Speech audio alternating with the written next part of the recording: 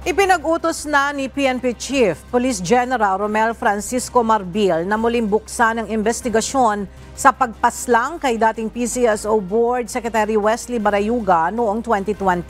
Ito ay matapos na lumabas sa isinasagawang pagdinig ng Kongreso na mayroong nadadawit na mataas na opisyal ng PNP.